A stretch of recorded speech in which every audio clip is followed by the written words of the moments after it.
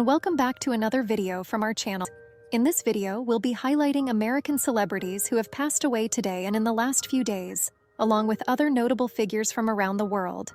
Before we proceed, we kindly ask you to show your love and support by giving this video a like. It means a lot to us. Thank you. Number 1. Michael Jackson, the king of pop, transformed music, dance, and global pop culture like no one else. His presence was electrifying, his voice unforgettable, and his influence unstoppable. From his early days as the youngest member of the Jackson 5 to his groundbreaking solo career, Michael captivated audiences around the world.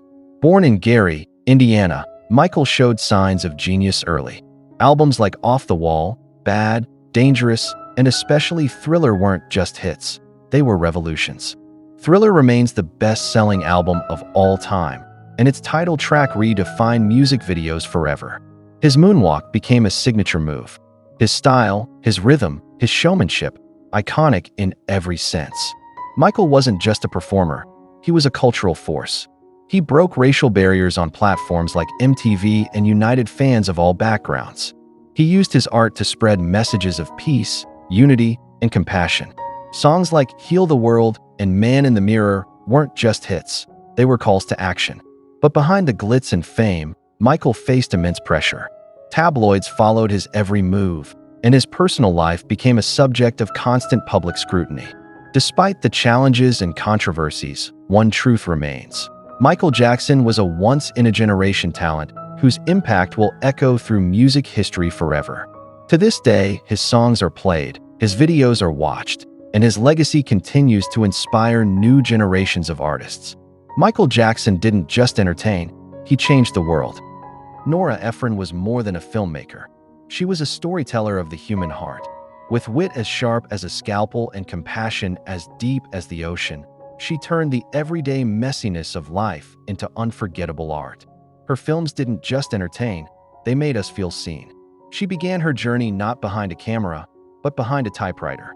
As a journalist, Nora's essays in publications like Esquire and the New York Times tackled everything from feminism to food to divorce, always with a fearless honesty and biting humor. She had the rare ability to turn pain into punchlines and heartbreak into healing. Her transition into screenwriting was seamless, and once she took the director's chair, the magic only deepened. With When Harry Met Sally, she didn't just redefine the romantic comedy, she elevated it.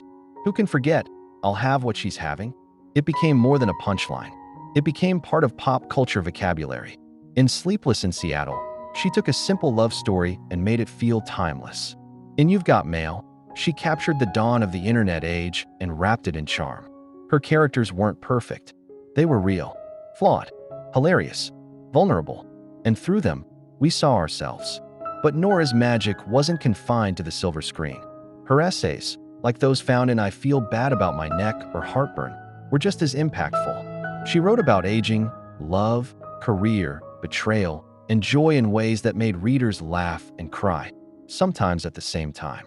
She spoke especially to women, giving voice to experiences that had long been underrepresented or overlooked. Nora Ephron was also fiercely supportive of other women in the industry. She mentored countless female writers and directors, always pushing for stronger, smarter, and more authentic stories to be told. Even her final chapter was handled with characteristic grace and discretion. Few knew that she had been battling illness. Her departure felt sudden, but it was also so very Nora, private, elegant, and on her own terms. In the end, Nora Ephron left us with more than movies. She gave us permission to laugh through heartbreak, to embrace imperfection, to find strength in vulnerability. Her voice continues to guide generations of writers, dreamers, and lovers. Because as she once said, above all, be the heroine of your life, not the victim. Number 3. Pat Summitt was a powerhouse, not just in women's basketball, but in American sports as a whole. She wasn't simply a coach. She was a leader, a mentor, and a fighter. Her legacy stretches far beyond the scoreboard. She taught generations how to win, not just on the court, but in life. Raised on a dairy farm in Tennessee, Pat learned discipline, resilience, and hard work from an early age. Those lessons became the foundation of her career. When she took over the University of Tennessee Lady Volunteers, she was just 22, only a few years older than the players she coached. The program had no budget, no scholarships, and no trophies. What it did have was Pat's fire. With fierce determination, she built that small team into a national powerhouse. Over the next 4 decades, Pat led the Lady Vols to over 1,000 victories and 8 national championships. Her teams were known for their toughness, grit, and excellence, all trademarks of their coach. Her signature stare from the sidelines became legendary, a symbol of intensity and focus that pushed her players to be their best. But Pat's greatness didn't stop at wins. She was fiercely committed to her players' growth beyond basketball. Under her guidance, every single one of her athletes who completed their eligibility earned a college degree, an achievement nearly unheard of in college athletics. She emphasized accountability, leadership, and character. Off the court, Pat became a trailblazer for women's sports at a time when opportunities for female athletes were limited. She helped change that. She helped women's basketball grow into a nationally respected and televised sport. Her influence forced institutions, media, and fans to recognize the talent and dedication of women athletes. When she was diagnosed with early-onset Alzheimer's disease, Pat responded the only way she knew how, with courage. She went public with her battle, raising awareness and launching the Pat Summitt Foundation to support Alzheimer's research and care. She showed the world that bravery isn't about never falling. It's about standing tall in the face of your hardest fight. Pat Summitt was a symbol of strength.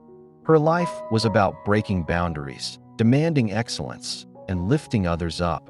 She paved the way for countless women, in sports, in leadership, in life.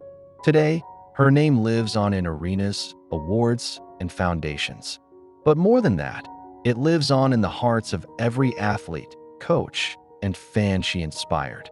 Pat Summitt didn't just coach a team, she built a legacy, one that stands as tall and proud as the banners she helped hang.